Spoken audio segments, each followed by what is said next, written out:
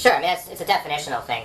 A warm read will use information that you perceive about her, or even stuff she's told you about her, and you either add to it a little bit or you feed it back. So, as some quickie examples of that, once you know, woman's age, career, background, family situation, all these kinds of details about her, then you can start taking guesses about other aspects of her personality. And yeah, I think we definitely should do a whole interview on that, because that's a really rich source of material. And even though it's helpful to think of cold reads and warm reads as being, as them being separate, it's not like there's a sharp dividing line. It's more of a continuum. Even when we're talking, a lot of the cold reads we're talking about now, there's some that are would work best with young, beautiful women, because that's what we tend to focus on a little bit. But even in there is some implied warm reads, because if they weren't young and beautiful, a lot of these things wouldn't apply. Yeah, I mean, in terms of just lines that seem to work on that demographic, the idea that she's not living up to her potential is a big one. I think, as I mentioned earlier, another one that Sin uses that I think he might have got. I don't know where he got it, but he would say this during the cue. But you could say, it seems like when I talk to you, you're like, I get the idea that something happened when you were young, when you were a girl, that made you have to grow up really fast. That gets really, really strong responses. He does it in the context of the cube. Yeah, he got that from me, which I got from Toe Cutter. So. Yeah, Toe Cutter. Yeah, Toe Cutter was the original one. That's a powerful line. Yeah. We didn't end up finishing on a rich topic that I want to go back to as well, which is, or not a rich topic, it's a tactically important one. Say you're doing you pull a woman away from her group, you're sitting down in the corner of the lounge or the bar where you're at or whatever, and you're doing the 4 questions or the cube or the palm reading, and you come back to her friends eventually. And if you've done it all a good job, she will almost certainly talk to her friends about it, and her friends will all want you to do the same thing. And you can't do that. So what I do in those particular situations, if you can't get out of it at all, I have another kind of cold read structure that I can do that's kind of fun. It doesn't have any particular meaning, but it'll distract them from the fact that you haven't done the cube. So I usually say something like, wow, doing the cube, it's actually a pretty intense thing. It's pretty, it takes a lot of emotional intensity on my part as well. And, I'd rather show you guys something different and fun and new. And they'll be like, oh, okay, what's that? And then I do the roller coaster game. And the roller coaster game isn't original. I don't know where I picked it up from. It has absolutely no probative value at all. Like, it does not tell you about somebody.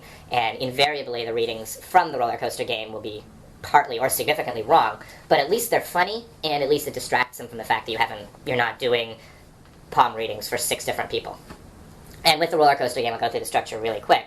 But you ask a woman, all right, so imagine you're waiting in line for your favorite roller coaster ride. How long is the line? And she'll tell you. She may tell you like 2 people, 5 people, whatever. Make her translate that in terms of units of time, like 10 minutes, an hour, whatever. And you're like, all right, so you're going up the roller coaster. As you start to get to the top, you've got a tingling feeling in your fingers and your toes. Your breath is beating faster. Your breath is coming faster. Your heart is beating faster. How do you feel? She may say one emotion. Make her say a few different things. Say, okay, yeah, and what else, what else, what else? The more she says, the funnier it'll be later. And then a third one is, all right, so you go over the edge, you're on your way down, what do you scream? Make them do a little scream.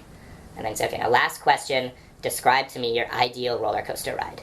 And they may say something like, oh, I don't like roller coasters, or there's lots of loops, or twists and turns, or, I'm upside down for a while, or whatever it is. And then it's like, okay, cool. And then you tell them about, what this means. And the way the structure's set up, the amount of time they like to spend in the line is the amount of time they like to spend in foreplay. How they feel on the way up is how they feel during sex. How they feel, what they scream when they go over is what they scream when they orgasm. And their ideal roller coaster ride is their ideal sexual encounter. Now, none of this stuff is at all, if it's true, it's coincidental. But if you can have a lot of fun with it, especially if they've said something really odd, like, and when you hit the top of the roller coaster, you're like, wow, all I want to do is get out of here, and that's how you feel during sex? That's, you must be really exciting.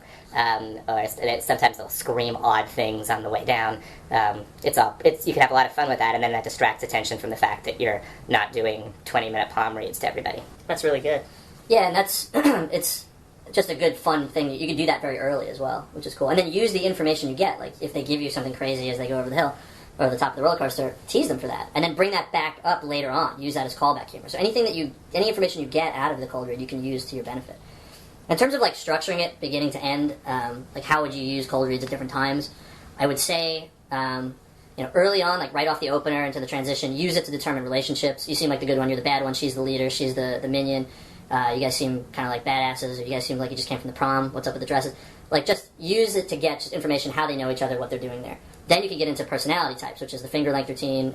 Is she tough or is she dainty? Who would win in a fight? Let's thumb wrestle. I'm totally going to kick your ass. Use that back and forth to determine more about their personalities as it goes along. The roller coaster thing is a great one at this point. Then you can go, once you've demonstrated some value and gotten some emotional responses out of them, you can go to get information. So then you use a cold read to say, so you guys seem like school teachers. You guys seem like lawyers. I usually have lines to follow up with those. You seem like a lawyer. And she'll be like, no, I'm not. You have greedy eyes. It's a neg, and it's a risky one, but it's kind of funny. You seem like a school teacher. Or you have like a save the world vibe. And you're like, oh, actually, every girl has a save the world side to them. Almost all of them. And if she doesn't, say she's a lawyer and she has greedy eyes. Then as you get deeper into it, you can start to get more serious and do the cold reads that Savoy talked about earlier, where you're really trying to pace her reality, display that you truly understand how she thinks, what her world is like, and things like that.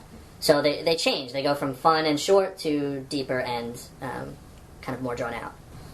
Yeah, I would agree with that. I also want to caution, armies of people going out doing palm reads in the cubes. There is, again, nothing special about those structures. Even off the top of my head, I'm sure I could invent another structure and be like, all right, how, you could start with, okay, so tell me about your, what's your first memory? Who's in that memory? And like, oh, that's interesting. Your mom and your aunt were in that. Okay, now tell me, what is your favorite color? And how do you, I guess that comes from 4 questions. Tell me how you feel about that color. All right, now, what was the age? What's the age where you first felt really comfortable with yourself? Oh, that's interesting. It was then. Okay, cool. Well, now what this all means about you, and then you go deliver, the same set of cold reads that you would deliver with anything else. So there's nothing special about any particular structure. If you're not making it up on the fly, you can probably make up a pretty good one. I would challenge people to actually make some up that not only progress you emotionally, but can progress you physically and logistically as well, and try that out the next time you're in the comfort phase. Because what you're actually delivering, the actual cold reads don't change. It's just the structure can change. And then you can have something that's unique and special just for you. I would say, walking away from this, as an exercise, everybody who listens to this should come up with their own sort of structure for a cold read. Like the roller coaster, did you come up with that? No, I don't know who I stole it from. I stole it from someone. But everybody could do that. I mean, in the routines book, there's 4 questions. There's a bunch of things that are in there. Mr. M has one about like the family room, like where you're sitting in relation to your family. I don't know it off the top of my head. But sit down and just come up with, what is the objective? Do you want to portray her sexually? Do you want to show that you understand her dreams, her personality? Come up with a structure with 3 or 4 parts, like the roller coaster. You're online, this means this. Going over the top of the thing, this means this. Your ideal roller coaster ride means this. Invent your own. Because one of the things that in general we want to do here is not just give you a bunch of stuff to say that's canned, but give you the ability to come up with your own stuff so that it's original, it's more congruent, and then it's really internalized at that point. You're not just saying a bunch of stuff that you read somewhere. It actually is rooted in what you want to achieve and who you are. So, yeah, go out of your way. And there's a million cold read lines out there. We gave you a bunch on here, but, be willing to try some on your own and see if they work. If they don't work, throw them in the garbage, try another one next time. All this stuff is a process of experimenting, but cold reading definitely is a good thing to turn to. When in doubt, when you want to ask a question, when you want to ask a stupid question, make a cold read instead. With the caveat that you don't want to be doing 10 of them in a row and seem all creepy, but when you feel like asking a chode question, like, hey, where are you guys from? What do you do? What are your names? Do a cold read instead. You'll just doing that alone, you'll get better results. Yeah, and you can...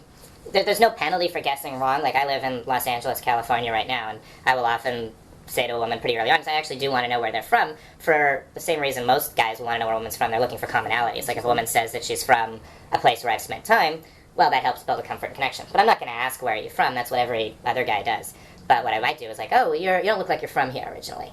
And most people aren't, so they'll agree with that. I'm like, you look like you're from Michigan or Ohio or wherever. I'll just take a guess. If I'm wrong, I'm wrong. No big deal. But I got, 1 in 100 shot of getting it right. And when that does happen, that's also pretty cool. I actually did that and got it right one time. You look like you're from Long Beach. Oh my God, how did you know? You will be shocked after you've done this for a while how often you get it right. And I think it is your intuition starts to be, as you become more socially calibrated and you talk to hundreds and hundreds of people, you actually do get the right impressions of people. Whatever gives it away, whether it's the accent or the way they... I've nailed girls' occupations a bunch of times. And it wasn't just school teacher or lawyer. I just sort of was like, you seem like blank. An uncanny number of times I've gotten it right. I remember once, this was a few years ago, and actually before I discovered dating science or love systems, and I walked up to, this one woman walked by me, and for some reason I just said, hey, Erica. And it actually turned out to be her name. Now, I didn't know her. I'd never met her before. I tried it maybe 3 or 4 times before and about 20 times after that. Never guessed the name right. But the one time it worked, she was just blown away. But then I had no idea what to... This is way before my skills got good. I had no idea what to do with that. I'm like, all right. A woman actually did that to me not that long ago. Guessed your name? She goes, Scott. And then I stopped, and then she pretended... I don't know how the hell she did. For 10 minutes, I couldn't. She said, "Do you know so and so?" Sort of like work separate outside of this stuff related. Mm-hmm. But she really didn't know me. She just said the name to me. She wasn't hot at all. But like, But you probably kept I talking stood to there her and talked to anyway. her for 15 minutes. Yep, there you go. And then she lost me. But like, it was pretty nuts. So. Yeah, exactly. I would really reinforce what the Don said there, which is don't ask a question when you can guess. That's just a good blanket strategy for the whole thing. Well, thank you very much for listening, everybody. Again, this was Cold Reading featuring Savoy and the Don, and we will catch you next time.